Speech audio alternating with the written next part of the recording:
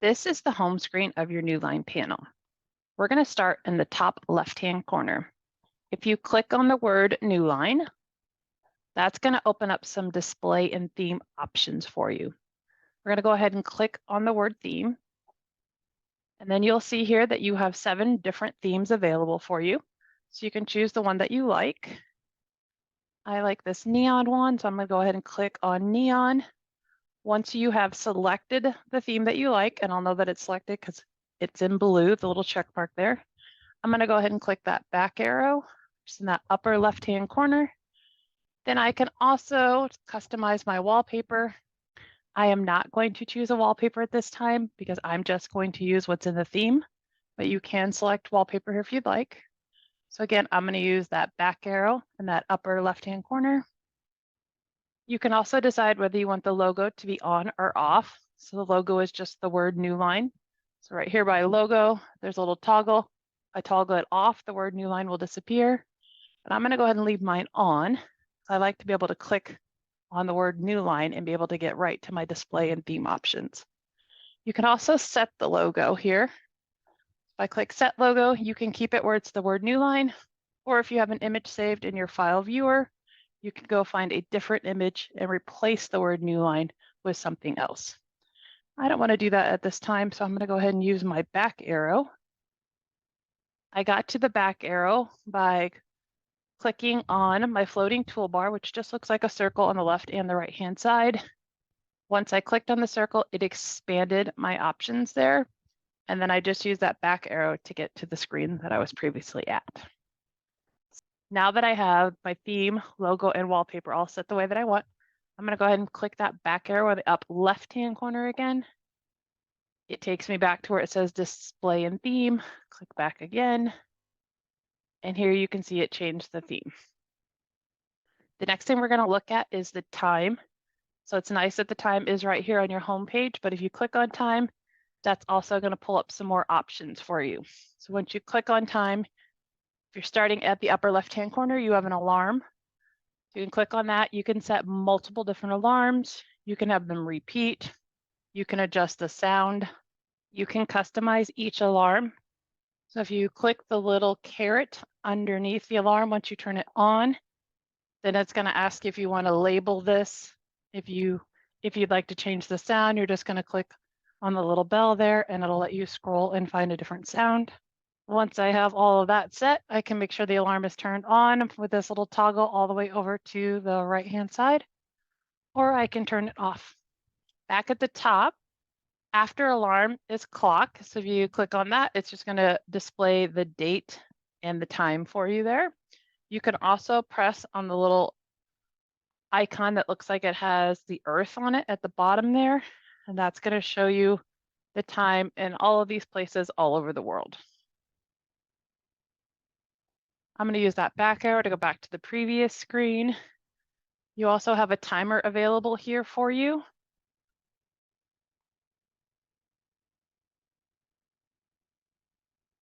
And you have a stopwatch available.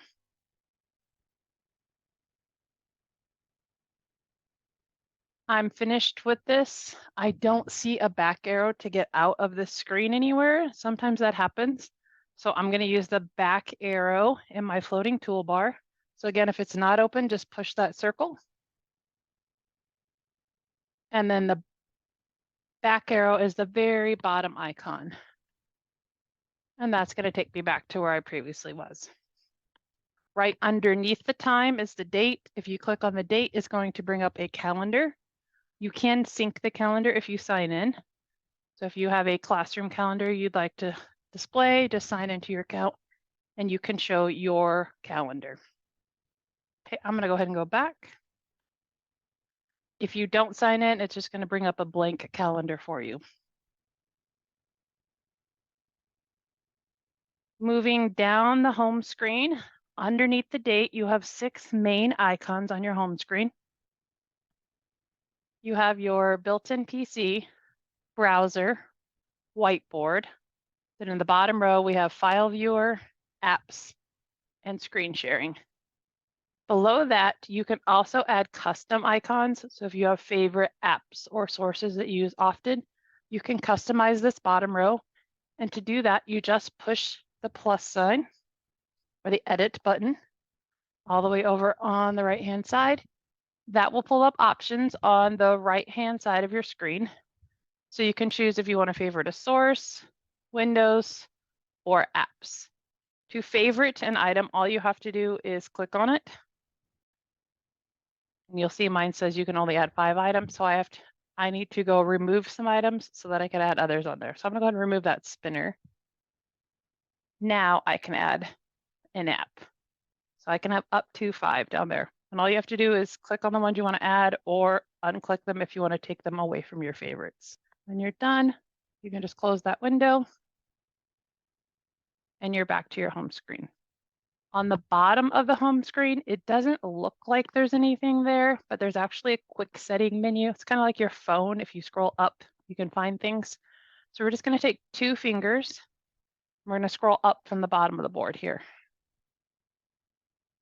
Just takes a second, and then that's going to pull up quick settings for you. So here you can quickly adjust the volume, the brightness. You can freeze, unfreeze the board, mute it.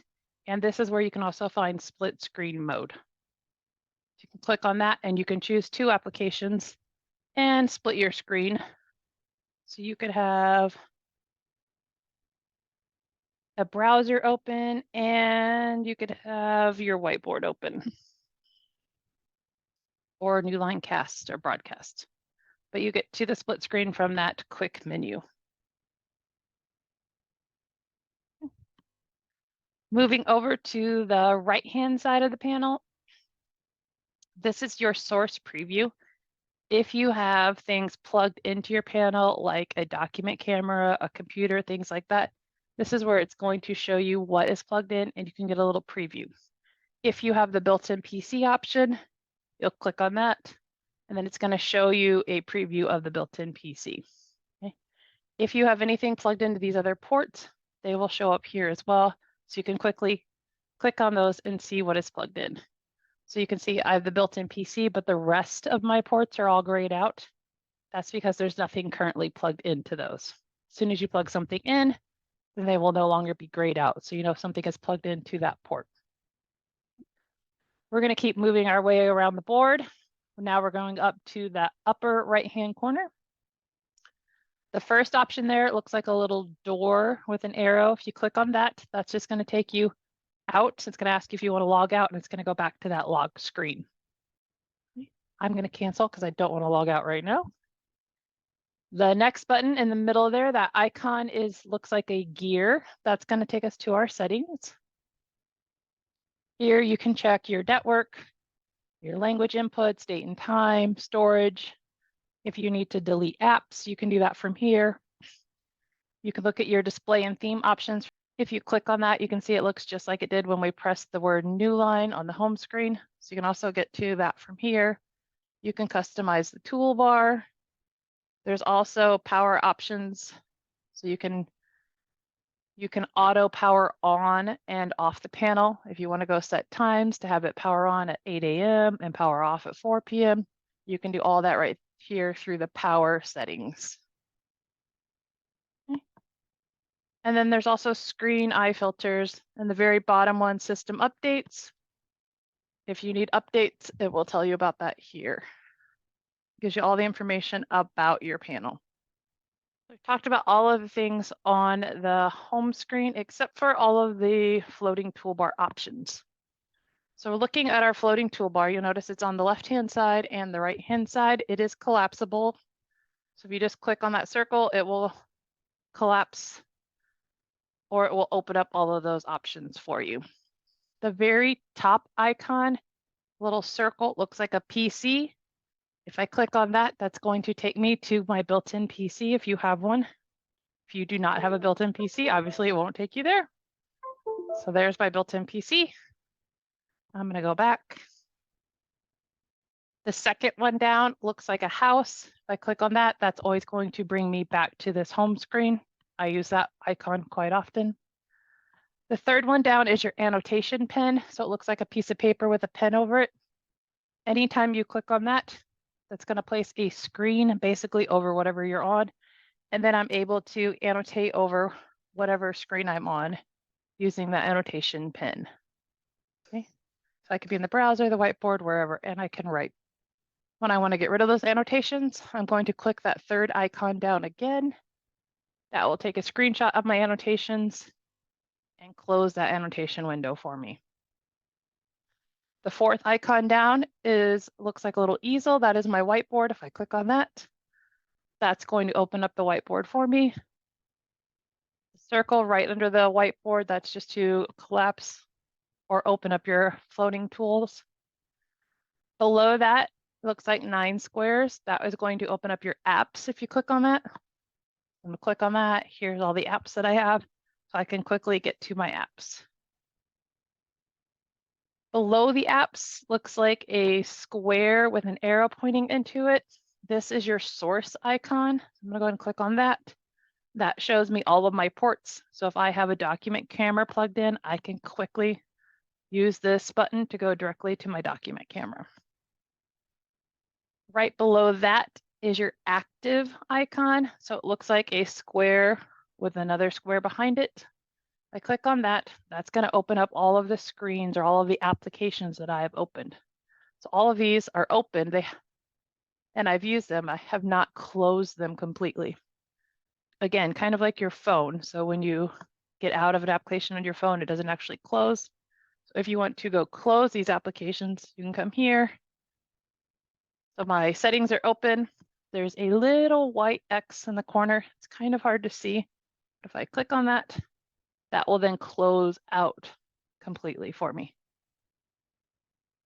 Good to know if your board's ever getting a little bit slow or glitchy, you might want to just go close some of the applications so it's not trying to run all of these things in the. And then that last icon on your floating toolbar I've talked about a little bit, but that is a back arrow, so that will take you to the previous screen or previous page that you were on. And that is your Newline homepage. If you have any questions, please contact pd@bloom.com.